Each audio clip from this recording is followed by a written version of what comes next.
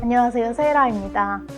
저번 영상에서는 역사적으로 조금 터키에 대해서 이야기했었는데 이번에는 조금 더 이제 한국 사람들이 조금 더 이제 그 이미지를, 터키 이미지나 또 이제 한국 사람과 터키 사람이 그 둘 간의 그 관계라든가 이런 얘기들을 조금 더 자세히 하도록 하겠습니다.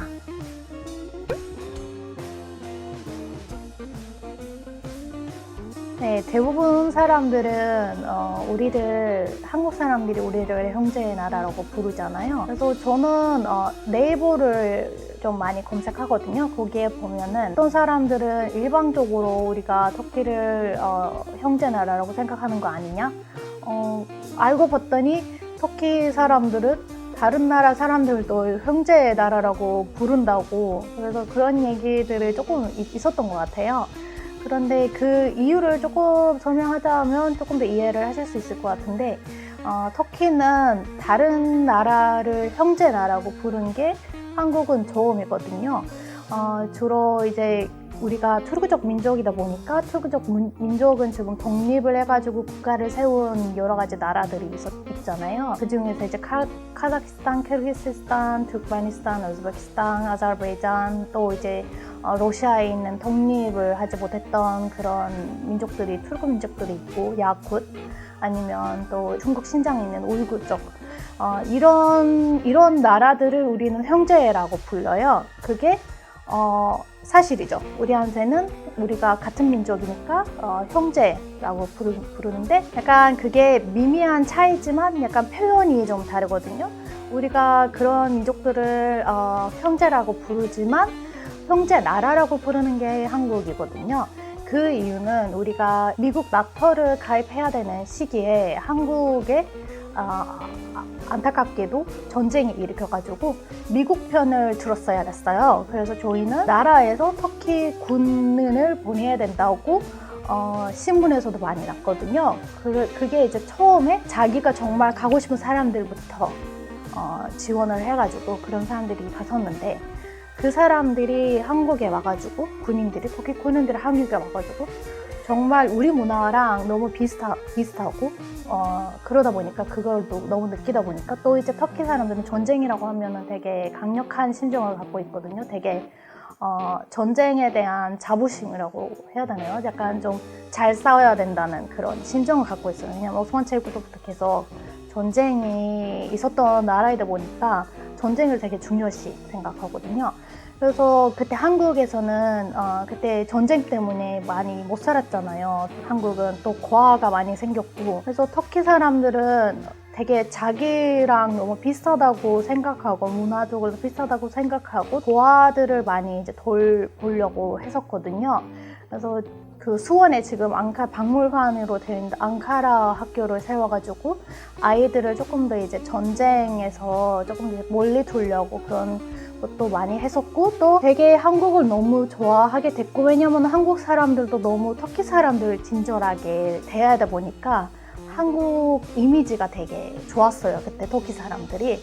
그래서 그 군인들이 터키 가가지고 막 터트린 거예요, 그 말들을. 한국은 우리랑 형제다, 문화도 너무 비슷하고 한국 너무 그립다, 나 한국 다시 가고 싶다, 너무 좋았는데, 이런 얘기들을 자기 딸 아들한테 얘기하면서, 그 자기 딸 아들은 또 이제 자기 자녀들한테 얘기하면서 그런 이야기들을 많이 하다 보니까 그게 이제 형제 나라라고 불리게 되는 거죠. 근데 그게 이제 서로 간에 알리게 된 게, 그 계기는 2002년에 월드컵 때 우리 방송에서 같이 우리가 형제 나라라고 홍보라고 하는 거는 좀 그렇긴 한데, 형제 나라라는 거를 많이 더 알리고 서로 이제 서로를 형제 나라라고 불리기 시작한 거죠.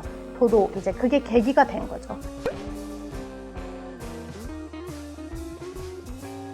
뭐 터키 여행을 궁금하시거나 이러실 때 검색하잖아요. 형제 나라. 정말 막상 가면 정말 진짜 그 사람들이 우리를 형제라고 생각하나, 아니면 그 사람들의 문화가 어떤가, 그런 이야기들도 할 수 있는데 또 이런 이야기들도 있는 것 같아요. 터키는 약간 이슬람교라는 게 조금 강하게 그런 이미지가 있다 보니까 이슬람권 나라라고 생각하실 수 있는 것 같아요. 약간 그런 오해가 있는데 저번 영상에서도 말씀드렸는데 이슬람교 믿는 사람들도 있지만 또 그게 문화적으로 또 너무 종교를 이제 벗어나서 문화적으로 또 보수적인 사람들은 있을 거예요. 지방 가서 지방에서 그런 사람들을 만날 수도 있는데 주로는 터키는 한국처럼 정말 이렇게 보수적인 이미지도 있을 수도 있지만 개방적인 것도 있어요. 큰 도시 가면 개방적이기도 한데 그게 또 사람마다 다를 수도 있는데 전반적으로 봤을 때는 지금은 보수적인 나라라고 할 수는 없는데 왜냐면 이제 개발됐잖아요. 모든 게 이제 기술도 많이 이제 개발되면서 발전하면서 또 사람들의 생각도 바뀌고 또 지금 저도 젊은 사람들을 보면 되게 개방적인 것 같은 느낌도 들었고 그게 이제 계속 바뀌어가면서 가는 것 같아요. 이제 너무 보수적이라고 하는 것도 사람마다 방식이 다를 수 있어요. 예를 들어서 제가 9년 전에 왔을 때는 그런 질문들을 받았었거든요. 뭐 남자랑 여자가 같이 이렇게 함부로 있어서 뭐 같이 이렇게 그 옆에 사람들이 있는데 함부로 뭐 키스하고 안고 이런 거는 안 된다 이런 얘기를 하는 사람들도 있을 수 있는데 근데 지금은 그런 게 별로 신경 안 쓰고 있고 계속 개방적인 사람으로서 이렇게 발전되어 있다고 생각하시면 될 것 같습니다.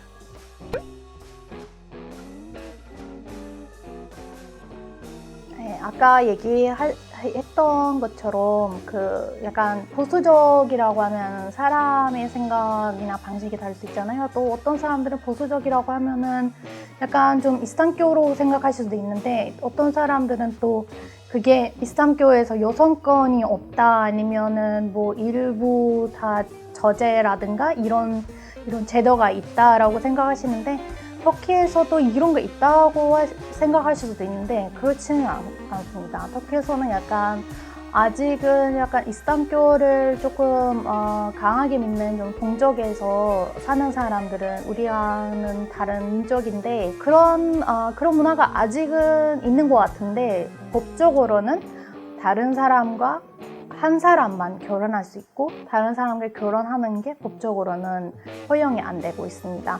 그리고 여성권 관련해서 제가 저번에 얘기했던 것처럼 터키가 1923년에 공화국 세워가면서 세속주의 나라를 이제 세워가면서 최초로 유럽보다는 최초로 여성에게 선거권을 주는 나라예요.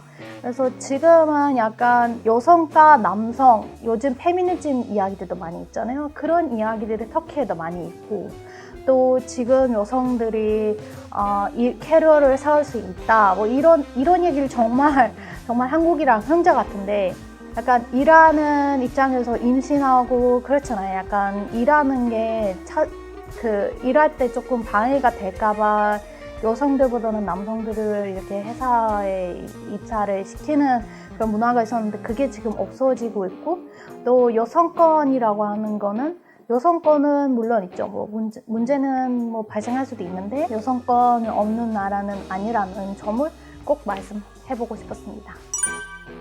오늘은 터키에 대해서 조금 더 자세히 얘기를 했었는데요. 나중에 이제 터키에 대해서 이제 궁금한 점이 있으시면 댓글로 달아주시면 그거에 대해서 제가 이제 답변을 할 거고요. 또 이제 나중에 이 한국과 터키의 이렇게 관계가 더 이제 유지하면서 더 발전되면서 그 관계가 더 이제 좋은 관계로 남았으면 좋겠습니다. 다음 영상에서 뵐게요. 안녕.